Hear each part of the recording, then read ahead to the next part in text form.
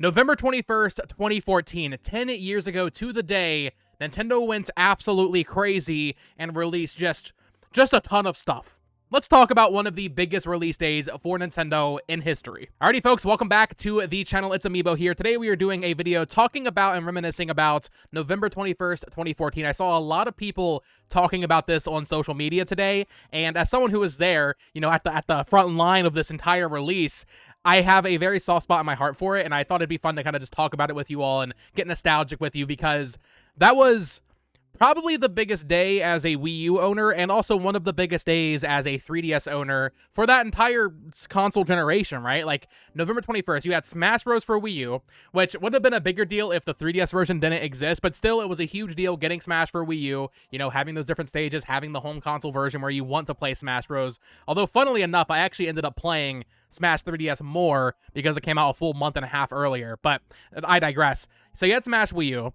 You had Pokemon Omega Ruby Alpha Sapphire, which I think are probably the best remakes in the series. I know a lot of people would say Heart Gold, Soul Silver. That is totally fair. I think all three up to that point, So Leaf Green, Heart Gold, and then, of course, Omega Ruby Alpha Sapphire. I think all three of those are great games. These are all great games. It isn't until you get to BDSP that I think the Pokemon remakes really fall off in quality. But you have that, which, once again, I've always talked about how much I love Pokemon X and Y. I love Generation 6 as a whole. I don't usually focus too much on Oris, but Oris is really freaking good in my opinion. And then to top it all off, not only did you have those two games, you also had the launch of their Toys to Life initiative with Amiibo here, with the first wave consisting of, I believe, 12 figures is what it was.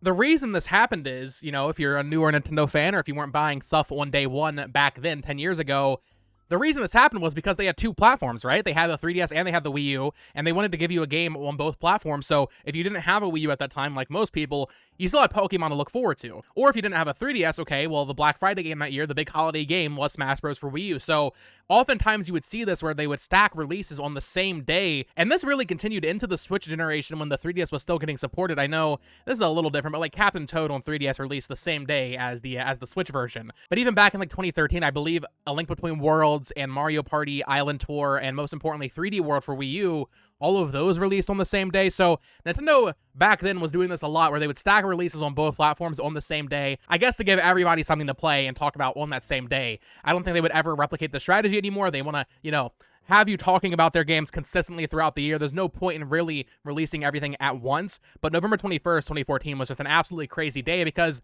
Amiibo were a completely new thing, I did not grow up playing Skylanders or Disney Infinity or LEGO Dimensions. I didn't touch any of that stuff growing up. I still never have, actually. I would like to maybe go back and try Skylanders. I have a ton of them from Goodwill in the closet, but I was never a Toys to Life kid. However, I was a Nintendo collector, a Nintendo fan, especially in that time. Like, this is 2014. This is after Nintendo Direct.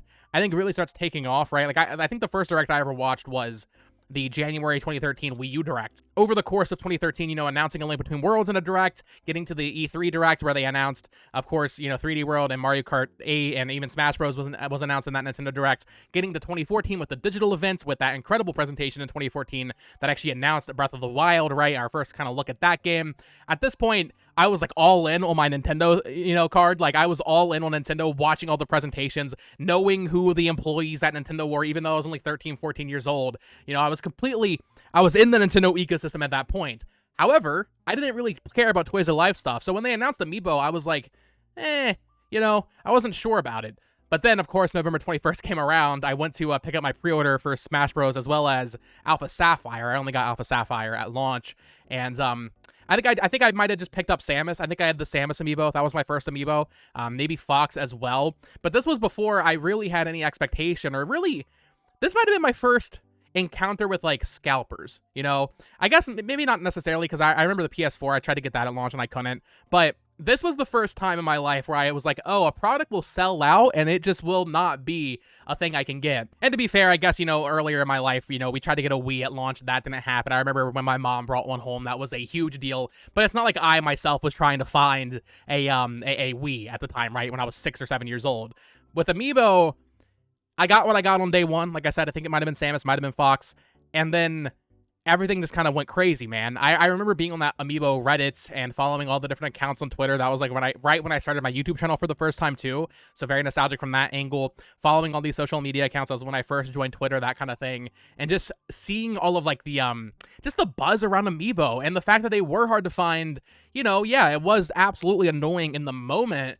But the thrill of the hunt was so much fun, My grandma used to always like drive me around hunting for Amiibo, and she'll still mention it when I call her, that kind of thing. It's really something that was kind of like a bonding experience for me and her. Like, okay, we're hunting for Amiibo, even though she doesn't care about Nintendo. She didn't play games ever at any point. I remember when Wave 2 came out in December, she was like, I'm going to go to Best Buy and get a Little Mac for you right now. So they have one in stock. And I'm like, this is crazy, thinking back, like the fact that my grandma was talking about Little Mac being in stock is such a special thing for me. So Amiibo, while I wasn't anticipating to get really into it, that day you go to GameStop, you pick up Smash, you pick up Pokemon, you pick up one Amiibo, and then you see the entire internet start spiraling over this thing. And then, one thing leads to another, and you have, 100 of these things. Now, unfortunately, I sold most of my Amiibo from that time. I have been rebuying them here. As you can see, I have Mario here, but he is in the reprint box with the red, kind of Switch era Nintendo logo, but the back is also different. I do have this Fox. I don't know if this was my original Fox. When I first moved out from my parents' house, I had to sell a bunch of my stuff to just pay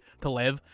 So I have a Fox here. I don't know if this is my original one, but it is a first print, or at least an earlier printing, because it doesn't even have 3DS on the back. It also has some damage, as you can see here, probably from moving it, but it also has like an Amazon sticker on the back, so I'm not sure. But yeah, I mean, I did have to sell a bunch of them, but I have been buying them. I think I have basically everything I owned back then. I'm missing I don't have Almond Celica. That was obviously released like in 2017, but yeah, I've been trying to rebuy all of those and get them all back, back in the collection, because Amiibo are really cool. I think, looking back, at launch, some of them were not very high quality. If you remember the P stand Link had, for his leg, it was just this really awful P color that did not look good. You had Morth, the iconic Morth. His face just did not look right. You had Villager with the huge eyes, and then that got reprinted. You also saw at this time a lot of people going crazy over like any sort of errors. I think there was a Peach without legs that went at auction for a couple $1,000s. I think there might have been like a Donkey Kong that was upside down that was going all over Reddit, that kind of thing. It was just a lot of fun, and, I'm glad Nintendo still does Amiibo to some extent, even though we only get a couple a year. Back then, though, getting a huge wave of Amiibo and then getting another wave a month later, then a couple months later we got another wave. As a kid, it was hard to keep up with because, I didn't have any source of income, but it was still just a lot of fun, just the constant barrage of releases, and they probably did that because the Wii U was doing so bad, right? Like, they wanted to just kind of get us buying stuff, even if we aren't buying games. So it worked out from that lens, absolutely. But yeah, so Wave 1 had Kirby, Princess Peach, Pikachu, Donkey Kong, Mario, Yoshi, Link, Wii Fit Trainer, Villager, Marth, Fox, and Samus. If I'm not mistaken, I believe the Holy Trinity at that time was Wii Fit Trainer, Villager, and Marth. Those were the three that were like impossible to get. Now, I remember I got lucky and did find a Marth at a Target. I remember just being absolutely flabbergasted when I found that Marth. I think Fox and Samus were also kind of harder to find, but I didn't have too much issue getting them. It was really those three, especially Wii Fit Trainer. I actually do still have my original Wii Fit Trainer. She's a little dirty, a little dusty, don't judge. She's actually broken. This Amiibo is absolutely broken. I don't know if you can tell in the leg there. We had to glue her because at some point it just like snapped. I don't know if the plastic started rotting or what. So we had to glue her in here. She's in there sturdy now, but this is my original Wii Fit Trainer from back then, back when I was collecting them out of box. But yeah, I remember, I'm pretty sure it was those three that were just referred to as like the Holy Trinity of Amiibo, because you think about it, you think about how many Nintendo would produce. Wii Fit Trainer, Villager, and Marth, probably the three like least proven characters at that point, which is crazy to think about, especially for Villager, because Villager now, Animal Crossing, New Leaf was a year old or 2 years old at that point, in Japan at least. And then Marth, Fire Emblem Awakening was still pretty recent. Fire Emblem wasn't what it is now. Wii Fit Trainer was just a completely random character to include in Wave 1. Then you have characters like Fox and Samus, which, we weren't getting a ton of Star Fox or Metroid back then, but also, I think for Nintendo, they were more proven characters. And then, of course, at the top of this image, you see all like the Nintendo mainstays and like Mario characters and stuff and Pokemon. So obviously those are going to be printed pretty well. Although I think eventually Kirby ended up being pretty rare, I'm pretty sure. I know I had Kirby pretty early on, but I think by like January, February, Kirby was actually getting kind of hard to find, if I recall correctly. But yeah, man, Amiibo were absolutely just so much fun to collect, and like I said, I'm glad they still do some at all, I'm glad they haven't completely killed it, but also, it'll never be what it was. I'm glad when a new Amiibo releases, they're pretty easy to get, at least by my estimation. You know, I never have an issue pre-ordering, you know, like the new Splatoon Amiibo or you know, Noah and Mio from Xenoblade 3. I didn't really have an issue with any of those. And that is, of course, a much preferred, you know, outcome than not being able to find them at launch. However, the vibes and the hunt, the thrill of the hunt back in 2014, early 2015 of finding these Amiibo was so much fun, especially, like I said, doing it with my grandma. It was kind of like a bonding thing. So yeah, absolutely, totally nostalgic for Amiibo, and I think about the launch of it quite often. But it also wasn't just Amiibo that released that day. I think that was the biggest thing to come out of that day, especially when you look at what happened to Nintendo in the years following it. But you still had Pokemon Omega Ruby Alpha Sapphire and Smash Bros. Smash Bros is funny because, like I said, I mostly played it on 3DS. However, getting the Wii U version, having Smash Tour on there was a lot of fun. The online experience wasn't amazing, but it was better than it was on 3DS. I do wonder, I'm sure Sakurai has said this, was it always planned for it to be a 3DS game? Like early planning for this game, were they thinking about 3DS, or was it after the Wii U launched that they last minute decided, like, wait a minute, we need to make a 3DS version because the Wii U is not doing well?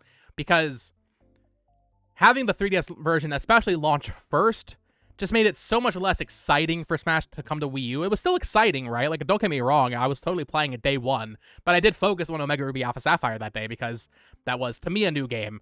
Whereas Smash Bros. Has the same characters, most of the same maps, most of the same modes. It was a better game overall than the 3DS version, I would say, but also the 3DS version had Smash Run, and actually some of the stages on the 3DS version I do think are better. It was also weird because I remember, I think it was, maybe there was a November Nintendo Direct, or maybe it was the 50 Fact extravaganza they did for Smash Wii U.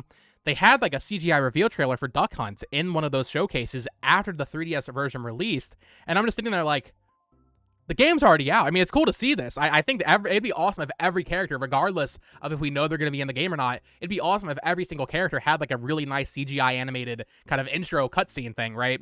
But I remember watching that Direct and seeing Duck Hunt get announced, and I'm just like, I've been playing this Duck Hunt for months. I actually mained Duck Hunt for a while on the 3DS version. I love playing as Duck Hunts. So it was just a weird situation. I think nowadays they probably would have had the foresight to maybe move Omega Ruby Alpha Sapphire to October, which is when Pokemon released, and then just put Smash 3DS and Wii U out on the same day. I think you would have gotten a lot of your hardcore Nintendo fans to double dip anyway, and it would have made the Wii U version feel like more of a bigger deal, right? Because having the 3DS version come first, just I feel like kind of hurts the excitement levels for that game. But it's a great game, don't get me wrong, and I was very excited to play it on the Wii U. But then we also have, finally, we have Pokemon Omega Ruby Alpha Sapphire here. So I always growing up did not like Hoenn. I really did not like Hoenn. But at the time, if you were there, I mean, Hoenn Confirmed was like the thing. People were clamoring for a Gen 3 remake, and it's funny looking back because he only had 4 years in between Heart Gold, Soul Silver, and Oris, right? Like, it was only a 4-year gap. I guess back then we just weren't as accustomed to longer dev cycles or something, but it felt like an eternal wait for Gen 3 to get remade. So when they announced it, I think in May of that year, just like as a press image or something, I don't even think it had a trailer until E3. But they announced it that year. It was just such an exciting moment. Even as someone who did not like Emerald growing up, I had Emerald. I don't know what it was. I loved Fire Red and Leaf Green. I love Diamond and Pearl. I love Heart Gold, Soul Silver. I love, obviously, Black and White and Black and White 2, X and Y. For some reason, something about Emerald to me. I even had Yellow as a kid, and I love playing Yellow. But for some reason, I did not vibe with Emerald growing up. But then playing this remake and just having all of the quality of life stuff from X and Y, you know, you had PSS in there. You have the island like flyover mode with Latios and Latios, which was really cool. You had the Delta episode, which I know for a lot of people is kind of contentious because we didn't get a Battle Frontier, but I don't know, man. I kind of like it more. I think the Delta episode was awesome. Maybe it's been a while since I played it. Maybe playing it now versus Emerald, I would not agree with that sentiment. But playing it back in 2014, Omega Ruby Alpha Sapphire was just an absolute joy to go through. So yeah, I mean, 2014, it was a rough time for Nintendo overall. You know, I think because, you know, I mean, 2014 was solid because you had Mario Kart, you had Bayonetta, you had Hyrule Warriors, but like overall, the general vibe of Nintendo was like, oh, Nintendo's failing, Nintendo going mobile, that kind of thing, right? So to have this one kind of concentrated day right before the holiday season with all these new Amiibo, which is a really cool new thing they were doing, to have this long requested remake of Pokemon, and then to cap it all off with the launch of the new Smash Bros. Game on Wii U, it was a good day to be a Nintendo fan, and it's sad that they'll never do anything like this again. You know, like, we'll have a game release and a couple of Amiibo maybe alongside it, but, you know, we're not getting a new Pokemon game the same day as a new Smash Bros. Game alongside an entirely new line of toy product. Like, that's never going to happen again. So 10 years later, it is a very nostalgic day for me. I would love to hear what you guys have to say in the comments down below. What was your experience with Amiibo hunting in the early days, but also just this day in particular, November 21st? Were you buying Amiibo on day one, or was it something that you had to be kind of convinced to get into, you know, weeks later? Like I said, I wasn't really planning on it. I thought maybe I'd buy a couple. I ended up going for every single Amiibo ever. You know, I did not think that was going to be my life path, you know? 10 years later, I'm still buying Amiibo. That's freaking crazy, man. But yeah, let me know your thoughts in the comments down below. Also, I thought it'd be fun to just try some sort of like kind of nostalgic retrospective discussion video on this channel. If you guys don't like it, you can tell me. But if you guys do like it, we can definitely do more of this. You know, I think 2015 February had a similar day with the new 3DS. There was, I think, Wave 3 of Amiibo came out that day. So maybe come February, we'll do another video like this for that day. But yeah, let me know your thoughts in the comments down below. Of course, subscribe here for more Nintendo collecting content, retrospective content, thoughts, reviews, that kind of thing. Yesterday, I posted my Dragon Quest 3 HD 2D remake review. You guys killed it on that video. I really appreciate the support there. Of course, you can subscribe to my Nintendo news account at BoTalksGames and follow me on Twitter at the same handle. Until next time, folks, peace.